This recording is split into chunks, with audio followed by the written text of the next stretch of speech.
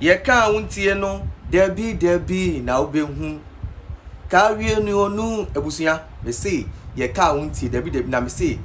ebusua media no so aye hye sense o hye me ne wo ka say di about time for ni bi dia beto dwa say excellency John Dramani Mahama hwe na ohwe na so ohwe na enye yi a se ne ono aka aye no se wontimi nye no onye den ontwem na bibia no enye kama because omo mpe hawo na den da ontwem samle ubusa ubusa meboa ube ko concern me ne wo ka say die ye ma me mu da ba beto bontin say se ne ye niam asi ko no ohunu ne say John Dramani Mahama aka John Bosco ade no ntimi nye ontimi ade be no ntimi no hono me ne asem nebusuya me say asem no ne say His Excellency John Dramani Mahama say free education no enya wo na wo de baaye na wo kra wo nya yanka watwam enzo hwa na se ntimi a boga twam na pe obe bitana na dwen ho na we no police nche soja nche obi antimi nye den enforce wo Again-Ghanaians TV nebusuya nsem usisio ye first time mponi ende de ba de ebusuya esin kuroi na yengongo tie nsem ye maame ne papa mo de tudwa about Mahama ene the first time for education be koso yi ne emu nsansem emu atete ni atepwe ne wi a ye ba be de hu nkom ye radyo Mahama se ya na wo ye school ne dia ene gu free education o wa penso e dia o 4 years we na wo no dia free education e free ho na school no enya kama eno beboa enkoba se obi tikuma se no nya school wa Accra na ye ni day students afi ne yakọ ha dan na yekope hostel ama akro na dem da bi nti wo de ye tua fees e bi won say yes ye tua fees bi nya school papa any boarding house am ye bana ye dey akọ enye wona ade ba ye enye wo calling eno no ena wanka se eye wo wish se wo benya ka free education ke ni wo papa gu school no gu free education no gu free education ne ho ntoye ne akoma ntoye yam said you wash no no san ye so ye hwehwe ntini ye toma awon ye ne pese gu free education no ntini ye toma awon say ye mpe ade pa NPP de ba na say ye mpe ye pese wo ba na begu no ma ye ena wanka sa wasa se wo begu no but wo ba say ya na egu nti gu ni pre ko ne hu sade no eni ho na de wo ye yi de papa ye ntia abatan a mo meko SHS afi nyina ye tiatia mu nyina mo ho ye de se mo hu wiase ye katre mu na mo anti se NDC aban ye kionet aban ye scam aban mo anti ye to the sense mo katre ye se last year mo micro school NDC for abatan na mo no katre ye se free education e dey tu ye ho atu na enye free na mo kra mo kwa bi mu tia 7,000 8,000 10,000 nyina wonse ne nyankopon atua moka etro na mu twae no wonse nyankopon ma mu tua sika ne in reality someone na kufu ado the biggest campaign promise said no di obey implement free education and true oba bam 2017 within 9 months ya NDC fu atwa yi no na do implement ni free education na odi ye promise ema Ghana for to abama and NDC for biggest promise 24-hour economy nkokon kete omuntimi enye na nyankopon na etua moka so on se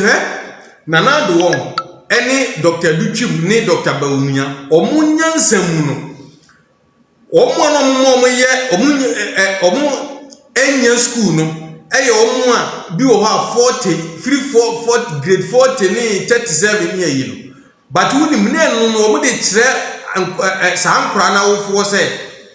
mo mana de sua wo fom ti senke bia mutimi luku elsewhere mo pa bia nsa no juma school bia na se technical school bi mo omo a but ni nyina so ntin koda no mo san hu se bi mo ho no mo a eyo mo first time mo ko twire BC nti bi wo ha pressure ni niema bi nti no ne man ko ba se bi onimade no kunya sa grade enti yen create website bi mo mo ko website wo schools gugugu no mo ankasa hwe no ma ye selection and defense self placement na wo fa course wa open enso na eni ho biem enne aggregate 12 bi abo 12 pra na enya school ama omako akogu nat office e wa Accra ay stranded ufri ahafo Bono any northern region eko Accra one tia lorry fair kra na enye ne faafe ne CDCD masa ti se obi wo etim di ni firi eya Ashanti region ne de na koto bono yes won koye de obi firi ahafo ne de na to western region won koye de ene single room uko high single room kra na one tia kra na ne 4,000 for be 2 years na obi okofiri education kotua dan ka 4,000 cedis once na munyama ko good na to office ya moko pese ye change mo ayi mam saa na tie ye ka kire mo ndc na mo anti mo twa tro kire mo ye dede na ndc fo MPP fo nya MPP fo self ile mo o se free education na be sheki enti na ndc fo no se mu ntimi nya free education obi am fo so ye MPP fo e na de buy se mu ntimi nya muntwam na vie hu se enye free na batan na mo ye ndade ye ya ne se wo mo ko omgu na to office wo nya yo mo wo sika mo di betua na mo wo nkura se no ntimi nya sika ntua na ha me no na nketisa nka mo asa batan fo na kiye mfa mo ho kra na na du ne Dr. Baumia ne Dr. Ose bi tu ba bia mo bi Nyankopon nhira mo se mo dwene o man Ghana ene abatan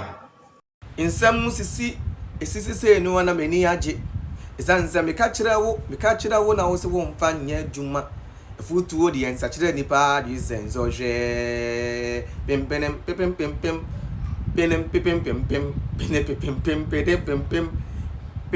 pempem hey yesi etufu na wenti a oye den okwanti ade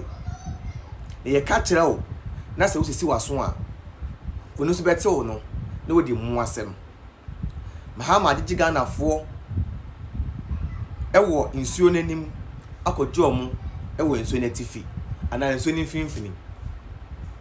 ojeji won kokko so akojo mu subu ani o oye omo fra na odi asoso kadam was Scámming omo big time na we ana e maame mo say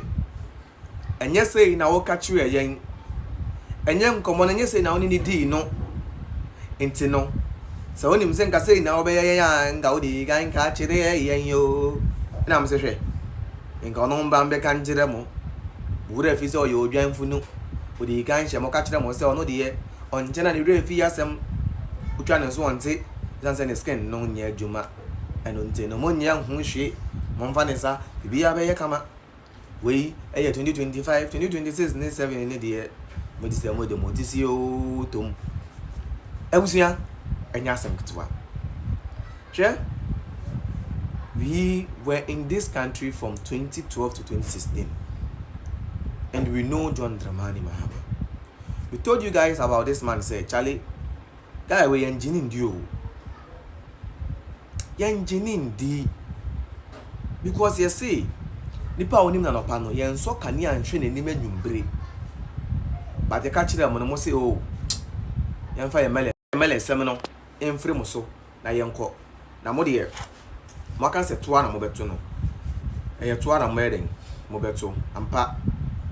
ye kan de betimi aka ye de betimi yaye then so at the end of the day no de mo kan se mo be ye no eno wa na mo ye den mo ye ye na mo kwa ahead e ko to aba wo se mo ye den mo to fair enough mo ya de mo to aba papa nso aye den aba na ma papa ne ba ye no e na afi de adane mu esu. You see, when you choose to be hypocrite to obi oboawa say ne kokko wie wo isan say Ghana fo e poni ayefo Ghana fo ni nkaye Ghana fo nkaye Nana do dan Akufo Addo in 2008 ena obeka kire Ghana fo say bede botaya bi esime ne so na sa botaya ne say mama Ghana ni akola bi akọ senior high school free it say from primary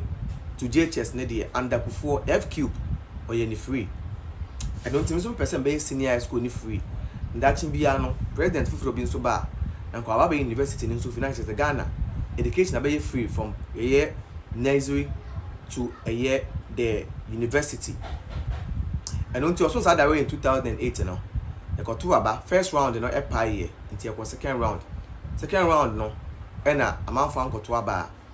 Professor John Evans Fifi atame osa wanya baby ko ibedi nkunim 2012 about was anko so atam na Professor John Evans Fifi atame osa aka baby the John Dramani Mahama na beteki baton no ye to aba no enema nko yie ema ekopie mu court it decided 5-4 5 again in favor of Mahama 4 in favor of another down kwa Kufuado and until another down Kufuado can say okay Matias you forget in enko ye nim mbu o man no ampa forget here ema John Dramani Mahama France ubu o man in 2016 osanso Jan and Nanso ka say free education no meye Mahama be catch Ghana for say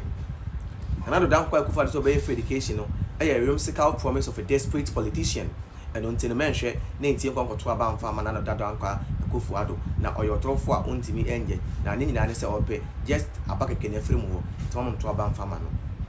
obeka sa asem ni Ghana for can say Mahama people be try say won sa tanda dum so any Ghana ayedin to the extent say na Ghana for akasa kra no pam no dada ampa Kufuado by 2017 September on launch free education e man start the adwuma ama man focus school free a omentu yatekuro entu asempoa after everything Kufuado free on no sinipa omunya so for 5.1 million Ghanaians na so yakoto abampo 5 million po MPP enya 5 million po MPP enya na nipa na okaseti from 2016 no na nipa na benya 6.7 million. When I'm saying Ghanaians, hypocrites. Na Ghanaians, among Kai, they are ungrateful people. They are ungrateful people. And that's where we are today. Now, you guys are saying, say, Miamu, you've not seen anything yet.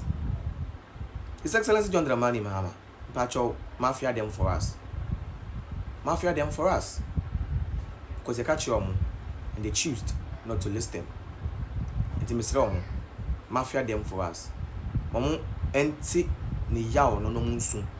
Mamu the best answer. I want to aba. Ombe kai papa ubi ya mom no mato papa. Ebusuya, hi Ghana and Sem TV. Idi am jeso. I promise the blogger.